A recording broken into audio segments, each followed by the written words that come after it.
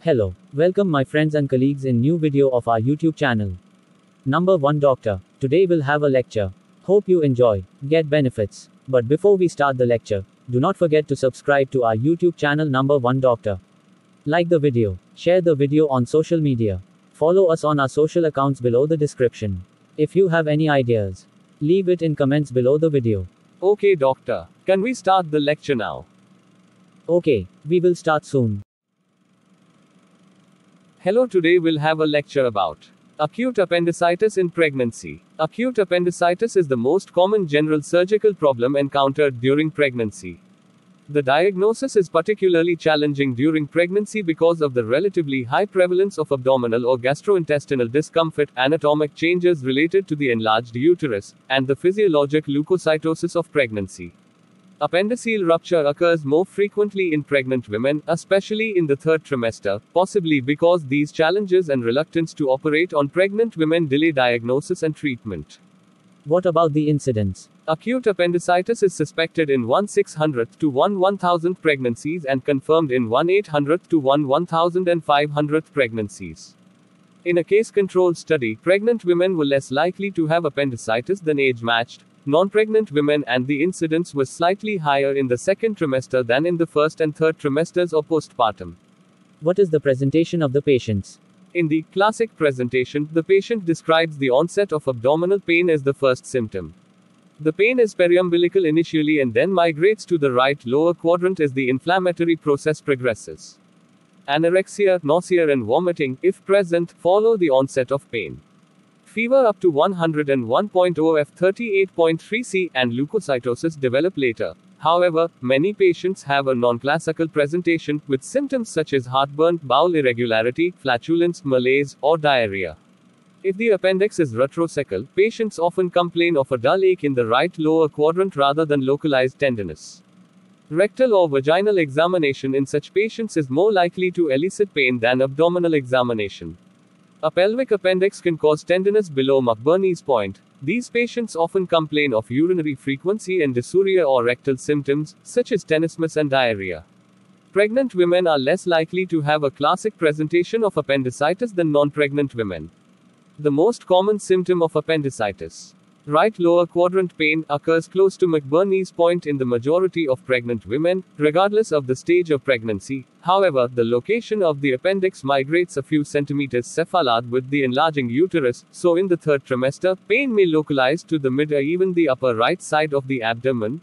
McBurney's point tenderness is described as maximal tenderness at 1.5 to 2 inches from the anterior superior iliac spine, on a straight line from the anterior superior iliac spine to the umbilicus. This tenderness may be less prominent during pregnancy because the gravid uterus lifts and stretches the anterior abdominal wall away from the inflamed appendix. Since direct contact between the area of inflammation and parietal peritoneum is impeded, there is less rebound tenderness or guarding. The gravid uterus may also inhibit contact between the omentum and the inflamed appendix. The largest review describing the frequency of the clinical signs and symptoms of appendicitis in pregnancy included 720 cases reported in the literature. The strength of this review is its size, which is 10-fold larger than other series. However, it has several limitations, including non-consecutive selection of cases and case ascertainment prior to widespread use of current diagnostic imaging procedures. What are the symptoms and signs? Symptoms: abdominal pain, 96% right lower quadrant, 75% right upper quadrant, 0.20% nausea, 0.85% vomiting, 70% anorexia, 65% dysuria, 8%. Signs: right lower quadrant tenderness, 0.85% rebound tenderness, 80% abdominal guarding, 0.50% rectal tenderness, 0.45% right upper quadrant tenderness, 0.20% temperature greater than 37.80 Celsius, 100 F 20%. What lab investigations you will do? Approximately 80% of non-pregnant patients with appendicitis have a preoperative leukocytosis, white cells greater than 10,000 cells microle, and a left shift in the differential. However, mild leukocytosis can be a normal finding in pregnant women. The total leukocyte count may be as high as 16,900 cells microle in the third trimester, rising as high as 29,000 cells microle during labor, and a slight left shift may occur. In a retrospective review of 66,993 consecutive deliveries, including 67 women with a probable diagnosis of acute appendicitis, the mean leukocyte counts in women with proven appendicitis and in those with histologically normal appendices were 16,400 cells microle and 14,000 cells microle, respectively. Microscopic hematuria and puria may occur when the inflamed appendix is close to the bladder or ureter, but these findings are generally reported in less than 20% of patients. Mild elevations in serum bilirubin, total bilirubin greater than 1.0 mg per deciliter, have been described as a marker for appendiceal perforation, sensitivity 70% and specificity 86%. An elevated C-reactive protein level occurs in appendicitis, but is a non-specific sign of inflammation. How can you diagnose the acute appendicitis in pregnancy? Acute appendicitis is a histological diagnosis. The clinical diagnosis should be strongly suspected in pregnant women with classic findings: abdominal pain that migrates to the right lower quadrant tenderness, nausea, vomiting, fever, and leukocytosis with left shift. With a non-classical presentation, which often happens in pregnancy, imaging is indicated. The primary goal of imaging is to reduce delays in surgical intervention due to diagnostic uncertainty. A secondary goal is to reduce, but not eliminate, the negative appendectomy rate. In these cases, ultrasound may reveal the probable cause of the patient's symptoms: ovarian cyst or torsion, degeneration or torsion of a fibroid, nephrolithiasis, cholecystitis. The diagnosis of acute appendicitis in a laboring patient requires a high index of suspicion, is especially difficult, and may not be possible.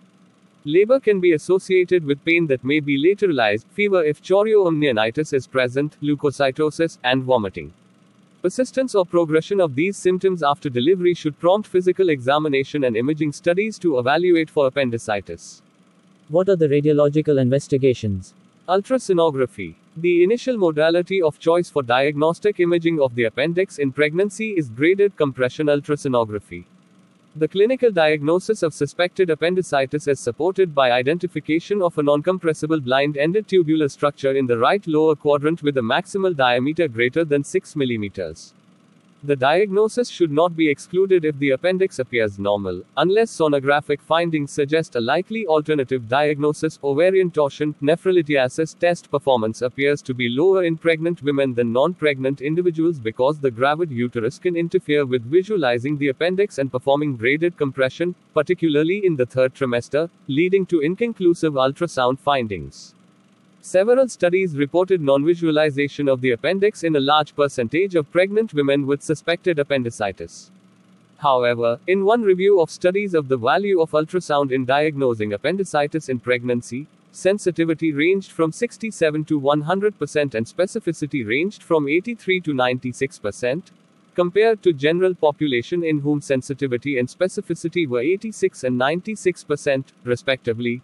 We believe that the wide variation in the reported diagnostic performance of graded compression ultrasonography for appendicitis during pregnancy is due to multiple factors such as gestational age, maternal body mass index (BMI), and importantly, the training and experience of the sonologist or radiologist.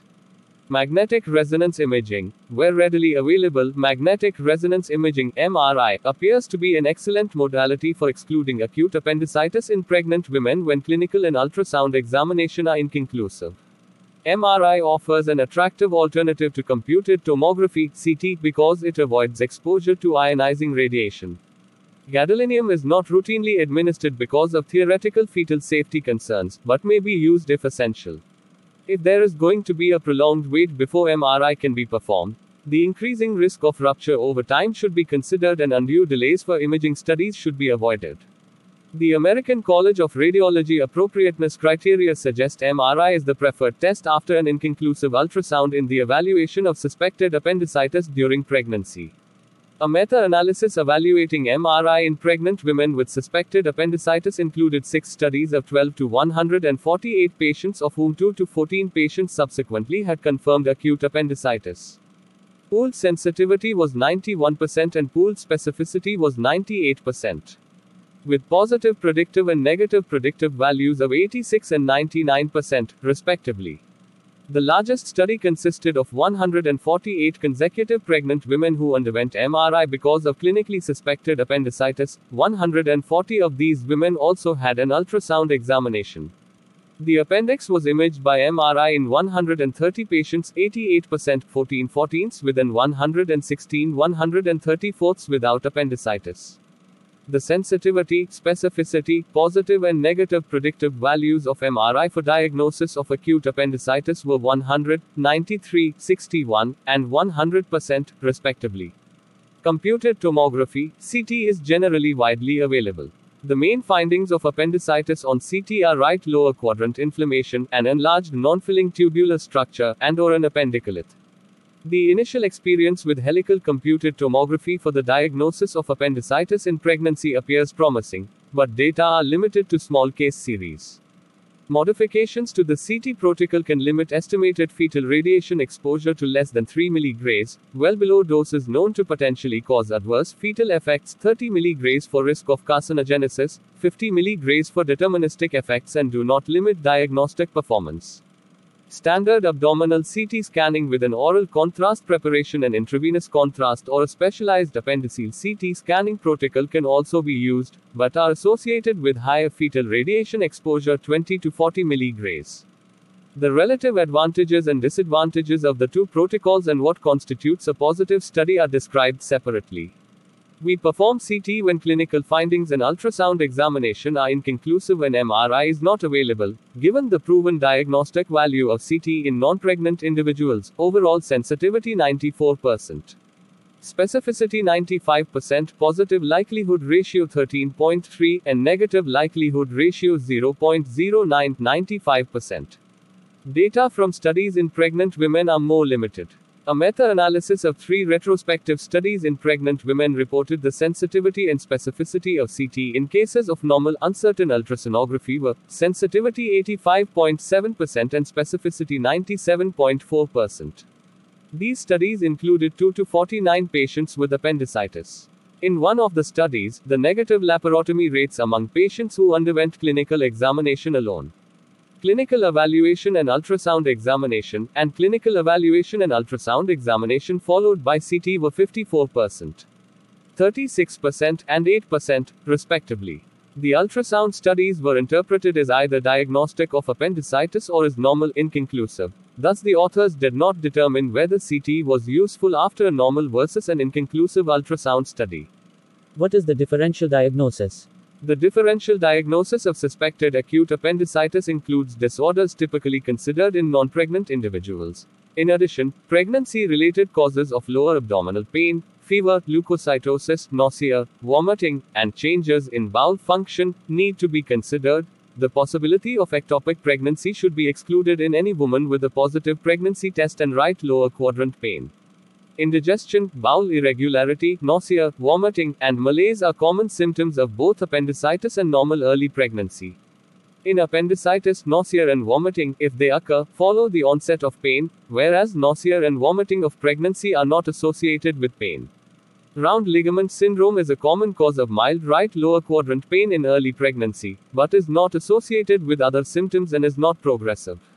Pyelonephritis is more common in pregnant women than in non-pregnant women. Pregnant women with right-sided pain, fever, leukocytosis, and pyorrhea may be treated for pyelonephritis without further investigation, in which case the actual diagnosis of appendicitis may be delayed. In the second half of pregnancy, preeclampsia and HELLP syndrome can be associated with nausea, vomiting, and abdominal pain, but in contrast to appendicitis, the pain is usually in the right upper quadrant or epigastrium, hypertension is usually present, and fever and leukocytosis are atypical. Abruptio placenta and uterine rupture are associated with lower abdominal pain, which may be midline or lateral.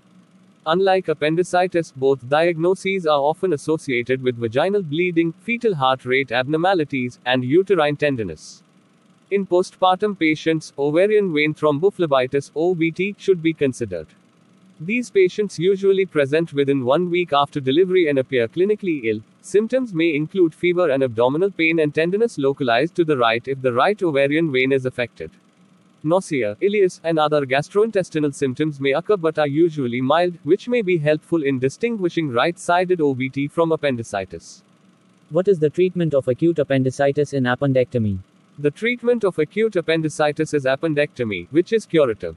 Perioperative antibiotic treatment should provide gram-negative and gram-positive coverage, a second-generation cephalosporin, and coverage for anaerobes, clindamycin or metronidazole. Management with antibiotic therapy alone is not recommended because it is associated with both short-term and long-term failure, with minimal data in pregnant patients. Prompt diagnosis and surgical intervention are indicated, as delaying surgical intervention for more than 24 hours after symptom onset increases the risk of perforation, which occurs in 14 to 43% of such patients. Maternal morbidity following appendectomy is comparable to that in non-pregnant women and low, except in patients in whom the appendix has perforated.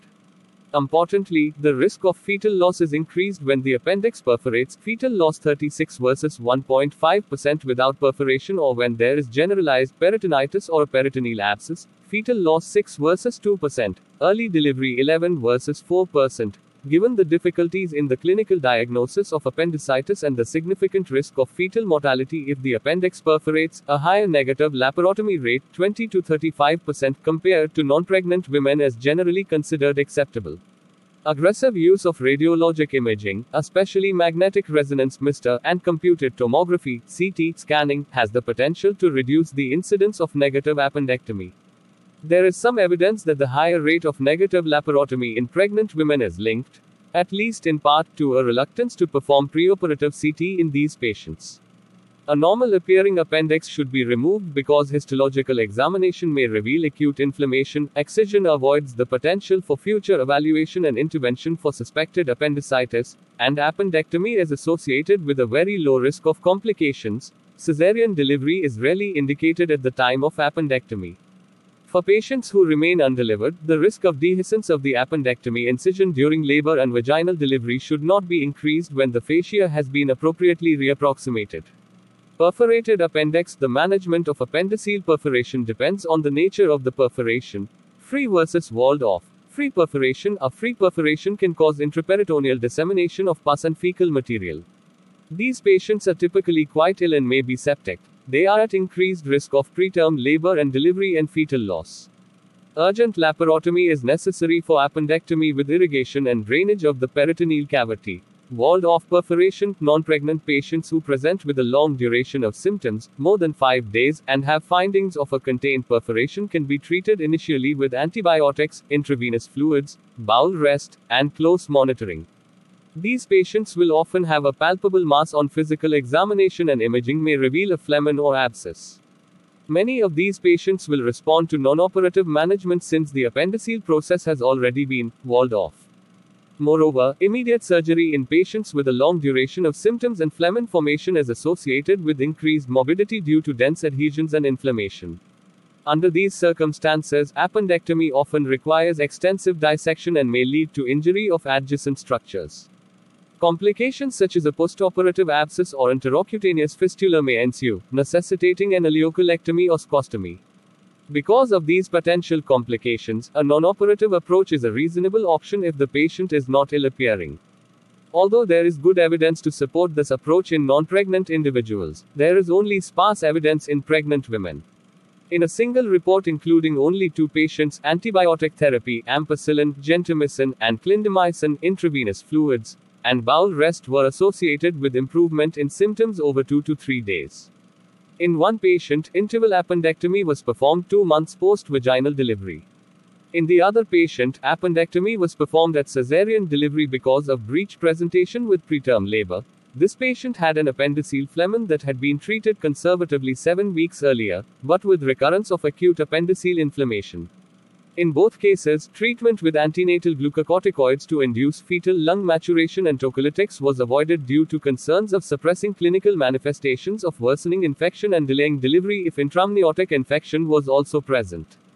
On the other hand, a letter to the editor described 2 deaths related to appendicitis in pregnant women who appeared to recover after treatment with antibiotics and were discharged from the hospital. Until more information on non-operative management of ruptured, but contained, appendicitis during pregnancy is available, we suggest that these patients be carefully monitored in the hospital for maternal sepsis and preterm labor.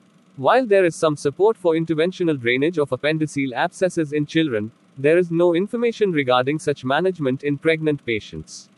What is the surgical approach for acute appendicitis in pregnancy? The intraoperative management of pregnant women undergoing non-obstetric surgery and monitoring of the fetus are reviewed separately.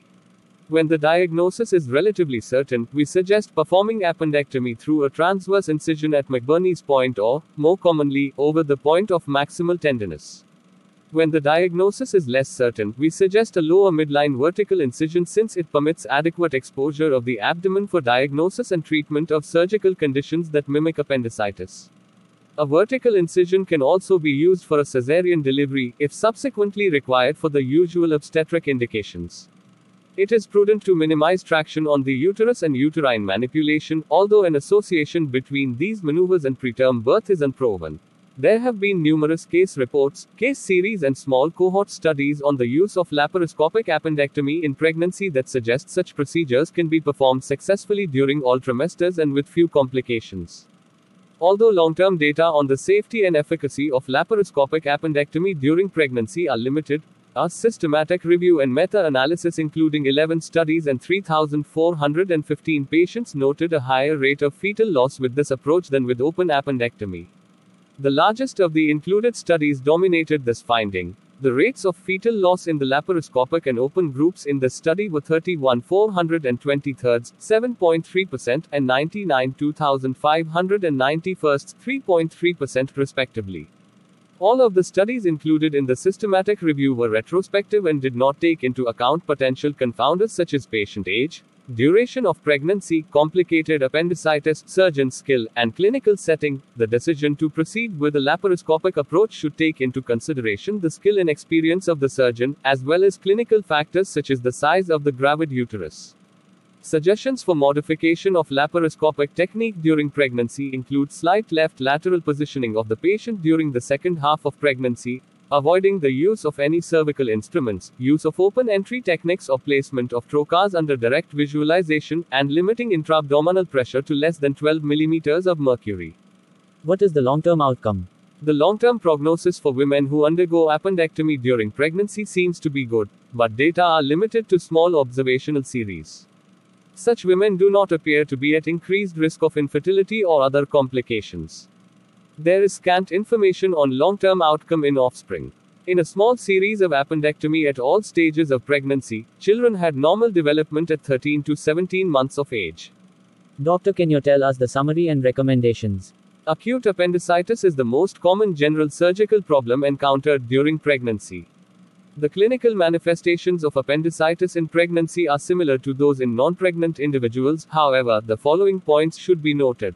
Right lower quadrant pain is the most common symptom and occurs within a few centimeters of McBurney's point in most pregnant women, regardless of the stage of pregnancy. Rebound tenderness and guarding are less prominent in pregnant women, especially in the third trimester. Mild leukocytosis can be a normal finding in pregnant women. The total leukocyte count may be as high as 16,900 cells microle in the third trimester and 29,000 cells microle during labor, so leukocytosis may or may not be a sign of appendicitis. The clinical diagnosis should be strongly suspected in pregnant women with classic findings. Abdominal pain that migrates to the right lower quadrant tenderness, nausea, vomiting, fever, and leukocytosis with left shift. With a non-classical presentation, which often happens in pregnancy, imaging is indicated. The primary goal of imaging is to reduce delays in surgical intervention due to diagnostic uncertainty. A secondary goal is to reduce, but not eliminate, the negative appendectomy rate. Imaging, we suggest graded compression ultrasonography in pregnant patients suspected of having appendicitis. Appendicitis is diagnosed if a non-compressible blind-ended tubular structure is visualized in the right lower quadrant with a maximal diameter greater than 6 mm. If clinical findings in ultrasound are inconclusive, or in centers where experience with sonographic examination of the appendix is limited, we suggest magnetic resonance imaging (MRI) where available, because it avoids fetal exposure to ionizing radiation and performs well in diagnosis of lower abdominal pelvic disorders. We suggest computed tomography (CT) when MRI is not available, given its proven value in non-pregnant individuals. The decision to proceed to laparotomy should be based upon the clinical findings, diagnostic imaging results, and clinical judgment. Delaying intervention for more than 24 hours increases the risk of perforation. When the diagnosis is relatively certain, we suggest performing appendectomy through a transverse incision over the point of maximal tenderness. When the diagnosis is less certain, we suggest a lower midline vertical incision. Thank you, Dr. Atf Ahmad, for your excellent presentation. Thanks for all. Hope all enjoyed the lecture. Thanks for watching. Hope to see you again in next lectures and presentations. Do not forget to share and like the video. With my best wishes, Dr. Atf Ahmad, and visit my website, dratf.net.